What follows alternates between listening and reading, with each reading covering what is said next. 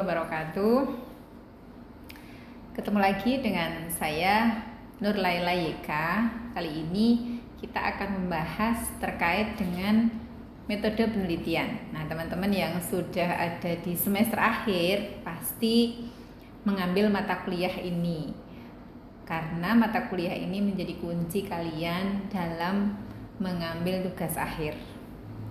Nah, seperti apa sih metode penelitian yang kemudian menjadi bekal kita dalam menyusun skripsi nantinya?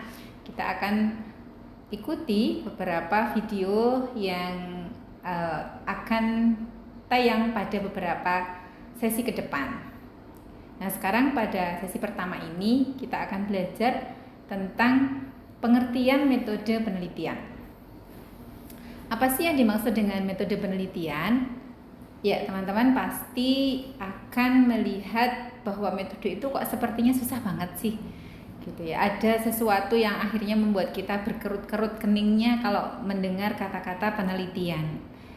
Nah, sebenarnya metode penelitian itu adalah cara ilmiah untuk mendapatkan data dengan tujuan dan kegunaan tertentu. Jadi saya ulang lagi, apa yang dimaksud dengan metode penelitian? Metode penelitian adalah cara ilmiah untuk mendapatkan data dengan tujuan dan cara tertentu. Nah, di sini ada 4 poin yang perlu kita garis bawahi. Yang pertama adalah cara ilmiah, yang kedua adalah data, kemudian yang ketiga adalah tujuan, dan yang keempat adalah kegunaan. Yuk kita akan coba kupas satu persatu keempat kata kunci dari definisi metode penelitian tersebut. Yang pertama, apa tadi? Cara ilmiah. Apa yang dimaksud dengan cara ilmiah? Cara ilmiah adalah cara yang didasarkan pada cara-cara keilmuan yang rasional, empiris, serta sistematis. Apa yang dimaksud dengan rasional? Rasional itu berarti bisa dirasio atau sesuai dengan rasio, sesuai dengan nalar. Jadi segala sesuatu yang dimaksud dengan ilmiah, poin pertama yang menjadi penekanannya adalah dia terjangkau oleh nalar manusia. Kemudian yang kedua itu adalah empiris. Apa itu empiris? Cara-cara yang dilakukan itu adalah bisa diamati dengan indera manusia. Kemudian yang ketiga, sistematis. Nah, sistematis ini menggunakan langkah-langkah yang logis, ada step-step yang bertahap yang kemudian menghasilkan suatu penemuan ilmiah yang nantinya akan bermanfaat. Nah, kalau bicara tentang data, maka ada 3 poin yang menjadi syarat suatu data itu, satu data empiris itu menjadi satu data yang layak untuk diteliti. Yang pertama adalah valid. Nah, kita sering mendengar valid nggak sih informasi ini, gitu ya? Valid nggak sih datanya, informasinya valid karena dari A1 misalnya, gitu ya. Nah, apa yang dimaksud dengan valid? Valid itu adalah data yang akurat, mewakili kondisi yang senyatanya. Misalnya hari ini nih, ini kan lagi panas banget nih. Nah, kalau kemudian data itu kita lihat dengan alat ukur yang bernama termometer misalnya, maka bisa dipastikan data yang kita hasilkan itu mungkin bisa berapa ya, 30 sekian gitu ya, pasti di atas 35. Nah, ini data itu bisa diartikan valid. Tapi kok diukur ternyata tidak panas, nah ternyata yang panas hatinya gitu ya, berarti data itu nggak valid. Nah, maksud saya pokoknya intinya data yang valid itu mewakili atau dia mengukur secara akurat kondisi yang senyatanya. Nah, kemudian yang kedua adalah reliable. Apa yang dimaksud dengan reliable? Data itu konsisten. Jadi teman-teman, kalau kita melihat kata reliable, maka pengukuran ini acak gitu ya, reliable acak, dan kemudian bisa tidak berubah-ubah, tetap dan tidak berubah-ubah. Kemudian yang ketiga, objektif. Jadi informasi atau data tersebut bisa diamati, terukur secara faktual menggunakan indera. Nah, tadi namanya adalah kita melihat valid ya. Apa yang dimaksud dengan valid tadi kita sudah belajar. Kemudian akan kita perdalam lagi. Yang valid itu pokoknya ada kata kunci yaitu akurat, relevan, kemudian reliable serta sesuai standar. Sementara yang dimaknai dengan reliable itu konsisten, stabil, dapat diulang, meskipun kemudian diulang-ulang tetap hasilnya ya reliable segitu. Nah, itu namanya data tersebut reliable. Sementara kalau yang dimaksud objektif itu terukur secara faktual dan kemudian bisa diamati secara langsung oleh indera. Nah, teman-teman, ada beberapa macam data penelitian yang itu nanti akan sangat penting kalau kalian harus memahami ini kalau akan melakukan penelitian. Apa itu? Ada data kualitatif, dia berupa deskripsi, kemudian yang dia berupa narasi gitu ya.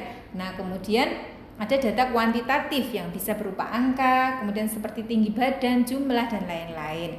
Nah, sementara berdasarkan sumbernya itu data itu ada data primer, kemudian data sekunder. Data primer itu data yang langsung didapatkan dari sumber informasi, sementara data sekunder itu didapatkan secara tidak langsung, misalnya dari dokumen dan lain-lain. Sementara itu berdasarkan sifat atau skalanya, data ini ada data nominal, ordinal, interval, dan rasio. Nah, teman-teman, kita akan lihat bahwa nanti secara sifat nanti kita juga akan perdalam lagi.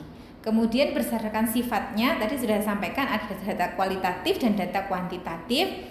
Kalau data kualitatif berarti dia berupa deskripsi, dan data kuantitatif ini berupa angka. Oke, teman-teman, kita masuk ke kata kunci yang keberapa ya? Ada tadi kita sudah belajar tentang data. Jadi kembali lagi ke definisi penelitian, cara ilmiah untuk mendapatkan data dengan tujuan dan kegunaan tertentu. Nah, tadi kita sudah sampai ke data, kita masuk ke tujuan. Apa sih tujuan penelitian itu? Tujuan penelitian adalah pernyataan spesifik tentang hasil akhir yang ingin dicapai dari sebuah riset. Sehingga tujuan penelitian ini dirumuskan untuk menjawab rumusan masalah. Oke, fungsi membuat tujuan penelitian untuk apa? Supaya penelitian tersebut terarah. Jadi ibarat kita pergi ke suatu tempat, maka tujuan itulah yang akan memandu kita melewati jalan mana nih? Mana yang paling efektif untuk kita lewati, atau dengan arah-arah yang tepatnya seperti apa yang tidak berbahaya gitu ya. Nah, sehingga arah inilah yang memberikan peta sehingga fokus pada jawaban-jawaban dari tujuan penelitian tersebut. Kemudian yang kedua, mendefinisikan ruang lingkup. Kita tidak mungkin meneliti ini dengan luasan atau dengan cakupan yang besar, karena peneliti punya keterbatasan waktu, tenaga, biaya, dan seterusnya. Sehingga tujuan ini bisa membatasi atau mendefinisikan ruang lingkup penelitian kita supaya kemudian jawabannya itu bisa sesuai dengan hal yang kita batasi tadi. Kemudian membantu desain metodologisnya. Kalau kita sudah punya tujuan penelitian, maka tujuan itu bisa menjadikan kita mudah untuk memilih metode apa ini yang akan kita pilih gitu. Nah, kalau kita punya tujuan. Kemudian yang selanjutnya, yang terakhir adalah bisa mengevaluasi suatu keberhasilan. Sebuah penelitian akan punya tujuan sehingga bisa menghasilkan suatu evaluasi apakah sudah ada kemajuan atau belum dari suatu kegiatan gitu. Nah, cara merumuskan tujuan seperti apa? Ada beberapa cara. Nah, tapi yang paling penting adalah bagaimana kita menghubungkan antara rumusan masalah itu dengan cara kita untuk menjawab tujuan tadi.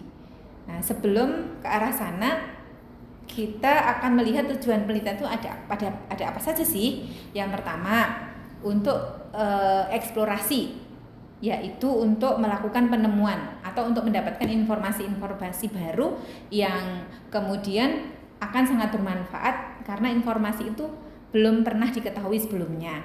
Kemudian ada tujuan yang sifatnya pengujian atau verifikatif.